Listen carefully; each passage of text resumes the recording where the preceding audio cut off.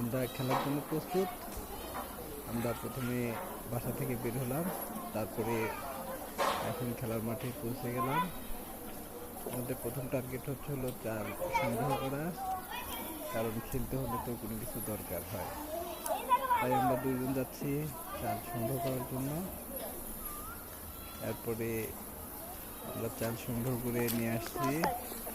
নিয়ে আসার পরে ধীরে ধীরে আসছে আমাদের খেলার গন্তব্যস্থানে চলে আসলাম। এরপরে রান্নাবাড়ি শুরু হয়ে গেল। রান্নাবাড়ি শেষে আমরা চলে যাব সবাইকে দেওয়ার জন্য। যাই হোক, মাঝখানে একটু পিপাসা লেগেছে, আমরা ডিঙ্কু খাওয়া নিচ্ছি, কারণ খেলতে খেলতে আমরা সবাই ক্লান্ত। এই জন্য আমরা প্রস্তুত হওয়ার জন্য খেয়ে দিয়ে এখন আমাদের শুরু হয়ে যাবে আবার খেলা। আজকে সারাদিন খেলবো এবং দেখেন